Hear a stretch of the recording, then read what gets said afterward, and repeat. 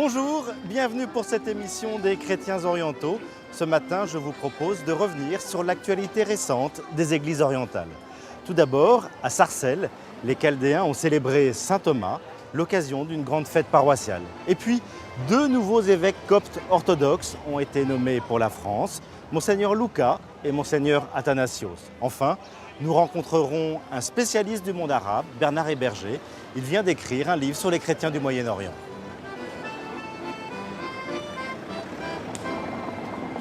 Dimanche 7 juillet, la communauté chaldéenne célébrait Saint Thomas, le saint patron de leur église, l'occasion d'une grande fête paroissiale et familiale.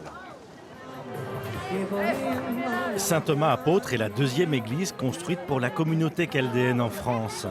Les Chaldéens sont installés principalement en région parisienne, lyonnaise et marseillaise. Ici, au nord de Paris, beaucoup de fidèles habitent dans les quartiers et les villes entourant la paroisse. Je m'appelle Nemroud, j'ai 30 ans. J'habite Écouen à 5-6 km d'ici. Et puis bon, je suis agent immobilier. Ça. Je viens à la messe tous les dimanches ici à Saint-Thomas. Et en plus de la messe, donc je viens au moins une fois par semaine, donc le jeudi pour l'animation de mon groupe Foyer Partage. 3 jours et un voilà. Pour moi, la fête de Saint-Thomas, ça représente quand même beaucoup parce que c'est le seul jour de l'année où toute la communauté chaldéenne se retrouve en un même lieu. Vraiment toute la communauté. D'habitude, on a des mariages, on a des fêtes d'associations par exemple, mais la fête de Saint-Thomas réunit vraiment toute la communauté chaldéenne en un même lieu. Voilà, bienvenue à vous, à la paroisse Saint-Thomas pour la kermesse 2013. Je vous remercie.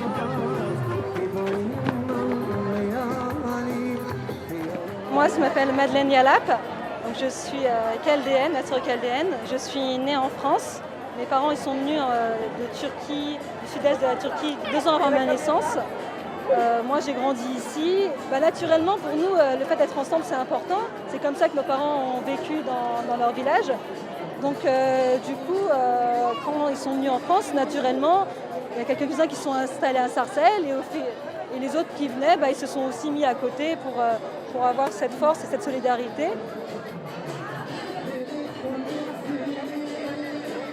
Comme vous le constatez, vous le savez, la vie en France, dans les grandes villes comme Paris, c'est un peu chacun pour soi, c'est métro, boulot, dodo.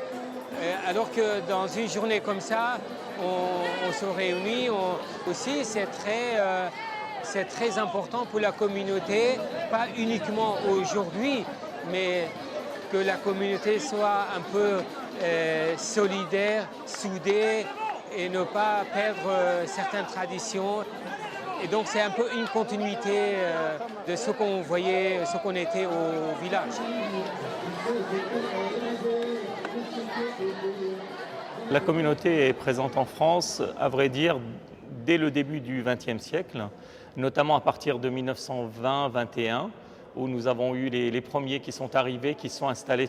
Et le gros des troupes, si on veut dire, les premiers sont arrivés en 1973, par la suite rejoints dans les années 70. Mais vraiment, l'arrivée massive des populations, c'est autour de 83-84, donc venant du sud-est de l'actuelle Turquie. Il y avait notamment les villages de Işçi et Baznaye qui sont vidés en quelques semaines. Il y a eu des assassinats de chrétiens, il y a eu des enlèvements de jeunes filles avec conversion à l'islam, etc., tout ce qui s'ensuit.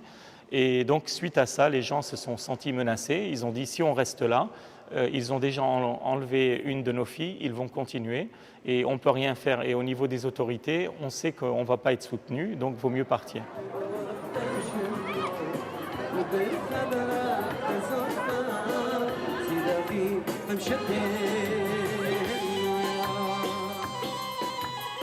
Les fêtes, bien sûr, il y en avait, mais ce n'était pas tout à fait comme ça. Ça a beaucoup évolué, c'était plus petit. Imaginez la communauté que vous voyez ici, c'est l'ensemble de plusieurs villages, c'est la communion de beaucoup de villages.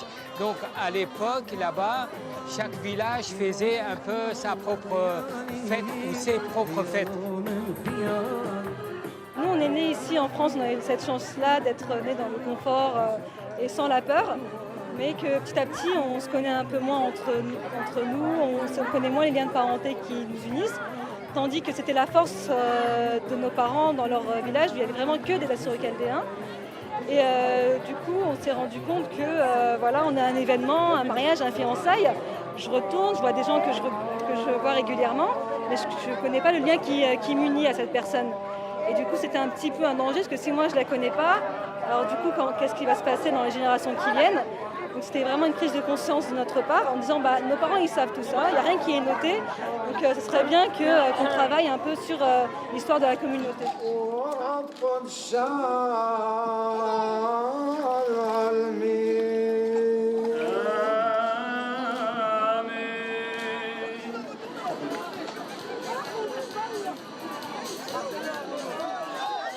Avec la jeunesse d'aujourd'hui ici, il y a un peu une notion de là-bas, mais en améliorant, en rajoutant encore des choses.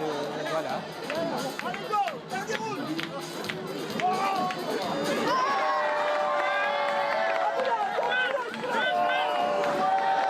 Pour nous, l'église, c'est le cœur de la communauté. On se retrouve ici avec grande joie. Pour moi, quand je suis ici à Mar Thoma, c'est comme si c'était ma deuxième maison en fait. Je me sens vraiment très bien et en sécurité.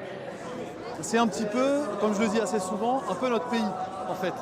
Parce qu'on est donc en France, on est une diaspora donc, qui est arrivée il y a quelques années maintenant.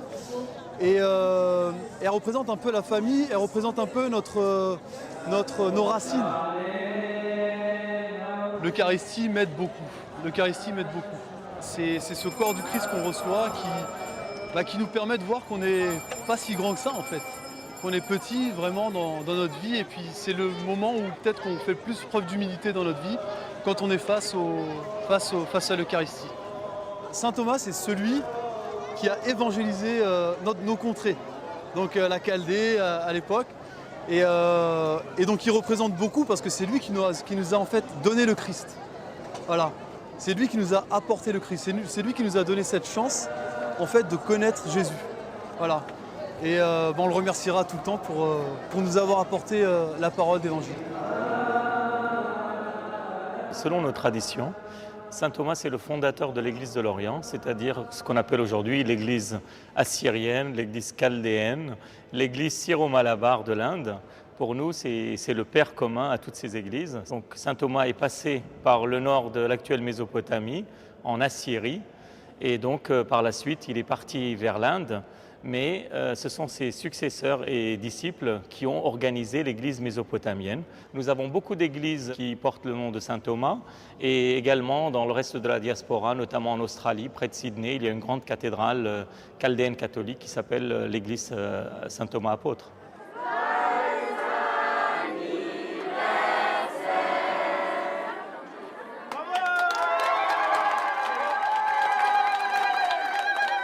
Vous voyez, je ne sais pas, peut-être 4 ou 5 générations, au moins 3-4 générations. Et ça, c'est très... donc forcément, ça se transmet d'une génération à l'autre. Ça se voit, ça se vit, et voilà. Les nouvelles générations aussi vont continuer, à mon avis.